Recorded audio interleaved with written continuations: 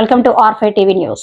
కీచక కామాంధులు constable home guard నుంచి రక్షణ కల్పించాలని న్యాయం చేయాలని మీడియా ముందుకు వచ్చిన బాధితురాలు సాయం కోసం పోలీస్ స్టేషన్ మెట్లెక్కితే తనను లైంగిక వేధింపులకు గురి చేస్తున్నారని ఆవేదన వ్యక్తం చేస్తున్న మహిళ పలమనేరు గంటావూరు చెందిన షెబ్రిన్ తనను constable Umashankar home guard Kiran కుమార్లు లైంగిక వేధింపులకు గురి చేస్తున్నారని మీడియా ముందుకు వచ్చిన బాధితురాలు కానిస్టేబుల్ ఉమాశంకర్ తనకు మత్తుమంది ఇచ్చి అత్యాచారం చేశాడని ఆరోపించిన షెబ్రిన్ ఈ విషయం బయటకు చెబితే నా 3 పిల్లలను చంపేస్తానంటూ బెదిరించాడని కన్నీరు. తనపై వేధింపులకు పాల్పడ్డ వారిపై చిత్తూరు జిల్లా ఎస్పీ చర్యలు తీసుకోవాలని ఆవేదన వ్యక్తం చేశారు.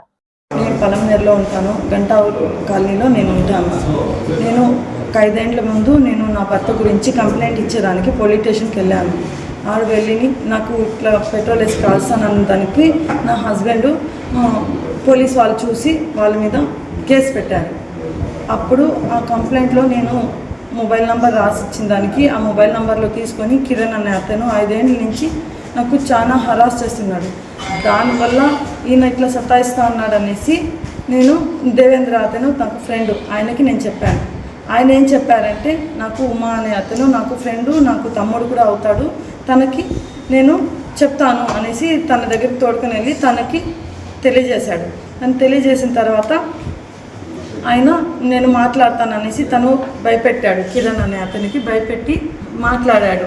అందుకు తను ఉమాశంకరు తనకి భయపెట్టి ఈయన దగ్గర నేను సహాయం పొందాలా అనేసి నేను అనుకుంటే ఈయన మరో ఉద్దేశం పెట్టుకొని నన్ను నేను ఒకరోజు నాకు చాలా బాధేసింది కాబట్టి నేను కొండపైకి వెళ్ళాను. దేవరకొండపైకి వెళ్ళాను, సూసైడ్ చేసుకుందాము అనేసి వెళ్ళిన తర్వాత నా భర్త గురించి వీళ్ళు ఇట్లా హరాస్మెంట్ చేస్తున్న వాళ్ళు దాని గురించి నేను దేవరకొండపైకి వెళ్ళాను. అక్కడికి వెళ్ళిన తర్వాత ఉమాశంకర్కి మిస్కాల్ ఇచ్చాను.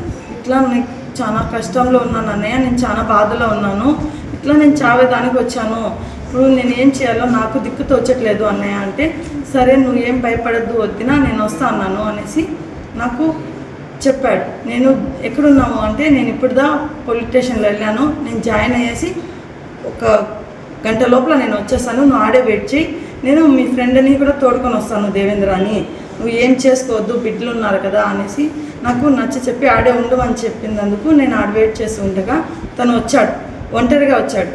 వచ్చిన తర్వాత నేను ఆయన ఎక్కడ నీ ఫ్రెండ్ అని చెప్తే వస్తాడు అనేసి నాకు చెప్పి నాకు నా బిడ్డలకి ఒక కూల్ డ్రింక్ ఇచ్చాడు. బిడ్డలకు ఒకటి ఇచ్చాడు, తను ఒకటి తాగాడు, నేను తాగాను.